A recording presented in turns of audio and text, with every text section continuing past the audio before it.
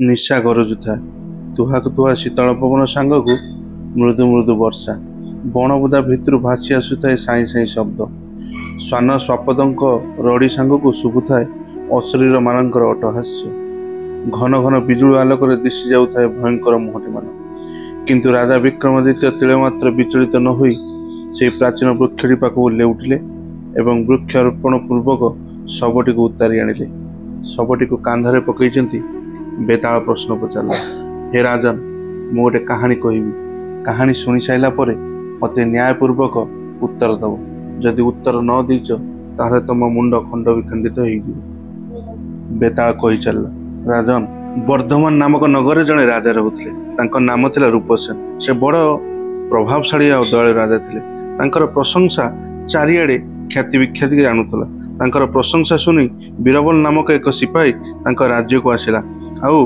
तांको प्रशंसा अनुसार से राजा को देखा करने गला दिने संध्या से राजमहल को आसिला से राजा को भेटिबार इच्छा जनाइला तेणु राजा ताको पाखक डकाइले बीरबल राजा को साष्टांग प्रणिपात हो कहला हे राजन मु बहुत दुखी अटे राजा पचारा कौन तुम दुख बीरबल कहला मु गोटे विश्वस्त सिपाही अटे जगुआली काम करवा और मालिकर आदेश पालन करवा जानी मु बहुत विश्वस्त अटे किंतु मते कई काम देउना कहीं कारणटा कौन राजा पचारे राजन मु दिन को गोटे 100 मुद्रा चाहूँगी कहीं देउना तार कथा शुणी राजा भावना पड़गले राजा पाखरे ठिया होई थिबा से लोक कथार हसवाक लगिले राजा किछि समय पर कहले तुमे तुम परिवार रे केते जन लोक अच्छ अन्नदाता मो परिवार रे मो स्त्री मो पुओ गोटे झियो आ मु एही प्रकार आमे चारि प्राणी अटू मु बहु वर्ष धरी राजा जयसेनकर सेवा करिछि तांकर मृत्यु होई जिबारु आपणकर सेवा करिया पई मु इच्छा प्रकाश करूछि से कौन देउथिले अन्नदाता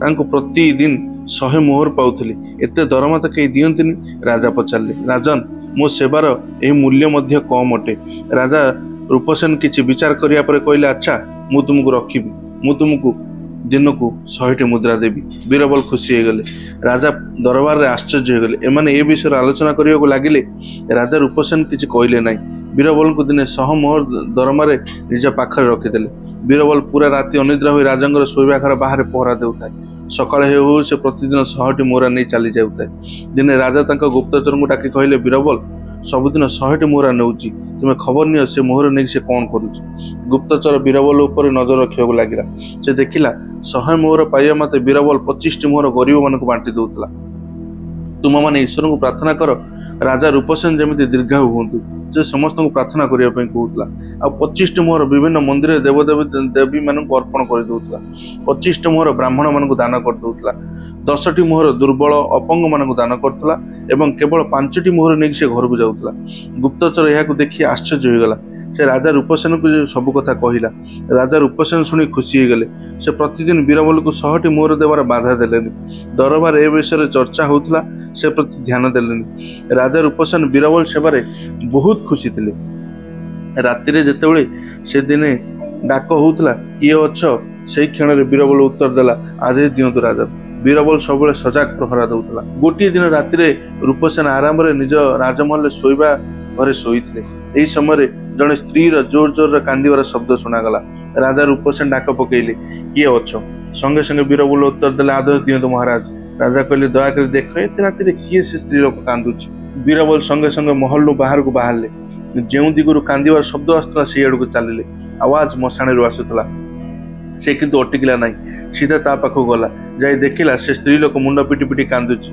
से मुंडर पाद जाए हीरा मोतीर अलंकार मान पिंधि बहुत सुंदर भी थिला तार कांद यही प्रकार थिला जे तार आखिर बुंदिए लुह झरु नथिला केवल शिर धुए चिल्लै चिल्लै कांदुला तार अवस्था देखि बीरबल आश्चर्य हो गला तापर से पचारा सुंदरी कथा कौन तुम एमती कहीं कांदुच से सुंदरी बीरबल आड़ को चाहिला कहला मो ना लक्ष्मी अटे मो राज परिवार रहे किंतु यही समय शनि राजा को आक्रमण कर देछि राजा रूपसेन का हाथरू राजशासन चली बहुत खराब समय आसो आउर मृत्युर कारण हम यह कथा शुणी बीरबल डरीगला से कहला जदि किसी उपाय अच्छी जो राजा बंचीजे से उपाय कह तापर से सुंदरी कहला हाँ जदि कई देवी पाखे निज हाथ में निज पुओ को बलि दे दिए राजा रूपसेन ऊपर को आसुवा शनि पलैब এই বলিদান দেবী খুশি হয়ে রাজা রূপসেন সংকট দূর କରିଦେବେ। ଲକ୍ଷ୍ମୀ କଥା ଶୁଣି ବୀରବଲ ଗମ୍ଭୀର ହୋଇଗଲା। ଯେତେବେଳେ ବୀରବଲ ରୂପସେନଙ୍କ ଆଜ୍ଞା ମାନି ରାଜମହଲରୁ ବାହାରିଲା ସେତେବେଳେ ରୂପସେନଙ୍କର ମନକୁ ଆସିଲା ଯେ ଯାଇ ଦେଖ ବୀରବଲ କଣ କରୁଛି। ସଙ୍ଗେ ସଙ୍ଗେ ଦେଶ ବଦଳାଇ ବୀରବଲ ପଛେ ପଛେ ଚାଲିଲେ। ଶ୍ମଶାନରେ ସେ ସବୁ କଥା ଶୁଣିଲେ। ସବୁ ଶୁଣି ସେ ଆଶ୍ଚର୍ଯ୍ୟ ହୋଇଗଲେ। ପୁଣି ଯେତେବେଳେ ବୀରବଲ ସେଠାରୁ ଫେରିଲେ ସେ ତା ପିଛା କଲେ। ବୀରବଲ ରାଜମହଲକୁ ଫେରିଲା ନାହିଁ। ସେ ନିଜ ଘରକୁ ଗଲା। ତା ସ୍ତ୍ରୀକୁ ଉଠାଇ ସବୁ କଥା କହିଲା। ସ୍ତ୍ରୀ କହିଲା, ମାଲିକଙ୍କ ପାଇଁ ଏହା ଆମର କର୍ତ୍ତବ୍ୟ ଅଟେ। 100 ମୋହର ଆମେ କାହିଁକି ନେଉଥିଲେ, ଚାଲ ପୁଅକୁ ବଳି ଦେଇଦେବା। ସେ ରାଜି ହୋଇଗଲେ ଏବଂ ପୁଅକୁ ଉଠାଇ ସବୁ କଥା କହିଲେ। ପୁଅ ବି ରାଜି ହେଇଗଲା। ପିତାଙ୍କର ସମ୍ମାନ ପାଇଁ ନିଜକୁ ବଳି ଦେବା ପାଇଁ ପ୍ରସ୍ତୁତ ଅଟେ ମୋ ବାପା। ଏହାପରେ ବୀରବଲ ନିଜ ପୁଅକୁ ନେଇ ଦେବୀ ମନ୍ଦିର ଆଡ଼କୁ ଗଲେ। ସେଠି ତା ସ୍ତ୍ରୀ ଓ ଝିଅ ମଧ୍ୟ ଗଲେ। ହେ ରାଜା ବିକ୍ରମ, ରାଜା ରୂପସେନ ଆଶ୍ଚର୍ଯ୍ୟ ହୋଇ ପଛେ ପଛେ ଚାଲୁଥିଲେ। ସେମାନେ ସମସ୍ତେ ଦେବୀଙ୍କ ମନ୍ଦିରକୁ ଆସିଲେ। ବୀରବଲ ଦେବୀଙ୍କୁ ପୂଜା କଲା, ପ୍ରାର୍ଥନା କଲା, ହେ ଦେବୀ, ମୋ ରାଜା ରୂପସେନ ଉପରେ ବିପଦ ନ ଆସୁ, ଶନିର ପ୍ରକୋପ ନ ରହୁ। ମୁଁ ମୋ ପୁଅକୁ ବଳି ଦେଉଛି, ପ୍ରସନ୍ନ ହୋଇଯାଅ ମା। ତାପରେ ବୀରବଲ ତା ପୁଅକୁ ବଳି ଦେଇଦେଲା। ହେ ରାଜା ବିକ୍ରମ, ଏହା ଦେଖି ଭଉଣୀ କହିଲା ଯେ ଯେତେବେଳେ ଭାଇ ଚାଲିଗଲା ମୁଁ ବଞ୍ଚି କରିବି କଣ। ସେ ଖଣ୍ଡା ନିଜ ବେକ କାଟିଦେଲା। ତାପରେ ବୀରବଲର ସ୍ତ୍ରୀ ନିଜକୁ ବଳି ଦେଇଦେଲା। ପୁଅ ଝିଅ ଚାଲିଗଲେ ମୁଁ ବଞ୍ଚି କଣ କରିବି। ଏହା ଦେଖି ବୀରବଲ ମଧ୍ୟ ନିଜ ବେକ କାଟିଦେଲା। କି ଯେତେବେଳେ ପୁରା ପରିବାର ଚାଲିଗଲେ ମୁଁ କାହା ପାଇଁ ବଞ୍ଚି ରହିବି। ମନ୍ଦିରରେ 4 ଜଣ ଯାକ ବଳି ଦେଇଦେଲେ। ଏ ଦୃଶ୍ୟ ଦେଖି ରାଜା ରୂପସେନ ନିଜକୁ ଅଟକାଇ ପାରିଲେନି। ସେ ସେଇ ଖଣ୍ଡା ଉଠାଇ ନିଜ ବେକ କାଟିଦେଲେ। ନିଜ କଥା କହିସାରି ବେତାଳ ଚୁପ୍ ହୋଇଗଲା। ଅଧାରୁ ଅଧିକ ରାସ୍ତା କଟି ସାରିଥିଲା। ବେତାଳ ପଚାରିଲା, ଏବେ କୁହ ରାଜା ବିକ୍ରମ, ଏମାନଙ୍କ ମଧ୍ୟରୁ ସବୁଠାରୁ ବଡ଼ ବଳିଦାନ କାହାର ଥିଲା? ବୀରବଲ, ତା ସ୍ତ୍ରୀ, ତା ଝିଅର ନା ରାଜା ରୂପସେନଙ୍କର? କାହାକୁ ତମେ ଶ୍ରେଷ୍ଠ କହିବ? ବିକ୍ରମ କିଛି ସମୟ ଚୁପ୍ ରହି ପୁଣି କହିଲେ, ବଳିଦାନ ଭାବନାର ମୂଲ୍ୟ ଥାଏ। ଏବେ ଆମେ ଦେଖିବା 5 ଜଣଙ୍କ ମଧ୍ୟରୁ ଭାବନା ଦୃଷ୍ଟିକୋଣରୁ କାହାର ବଳିଦାନ ସର୍ବୋତ୍କୃଷ୍ଟ ହେବ, ସେଇ ବଳିଦାନ ଶ୍ରେଷ୍ଠ ହେବ। ବୀରବଲ ସ୍ୱାମୀ ଭକ୍ତିର ପରିଚୟ ଦେଲା। ଭଉଣୀ ଭାତୃପ୍ରେମର ଉତ୍କୃଷ୍ଟ ଉଦାହରଣ ଦେଲା। ମା ମମତାର ପ୍ରମାଣ ଦେଲା। ବୀରବଲ ପରିବାର ହରେଇ ନିଜର ବଳିଦାନ ଦେଲା। କିନ୍ତୁ ରାଜା କାହା ଭାବନାରେ ବଳିଦାନ ଦେଲେ?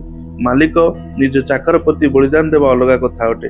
ଏହାର ଅର୍ଥ କଣ ହେଲା? ବେତାଳ ପଚାରିଲା। ରାଜାଙ୍କର ବଳିଦାନ ସାର୍ଥକ ହେଲା, ବିକ୍ରମ କହିଲେ। ବିକ୍ରମ ଏତିକି କହିଛନ୍ତି। ବେତାଳ ଅଚାନକ ଅଟ୍ଟହାସ୍ୟ କରି ପୁଣି ଆକାଶ ମାର୍ଗକୁ ଉଠିଗଲା। ଦେଖା ହେବ ପୁଣି ଆଉ ଗୋଟେ ଭିଡ଼ିଓରେ। ସେ ପର୍ଯ୍ୟନ୍ତ ସମସ୍ତେ ଭଲ ରୁହନ୍ତୁ, ଖୁସିରେ ରୁହନ୍ତୁ। ପ୍ଲିଜ୍ ଚ୍ୟାନେଲଟିକୁ ସବସ୍କ୍ରାଇବ୍ କରିଦିଅନ୍ତୁ। ଦେଖା ହେବ ଆଉ ଗୋଟେ ଭିଡ଼ିଓ। ଜୟ ଜଗନ୍ନାଥ।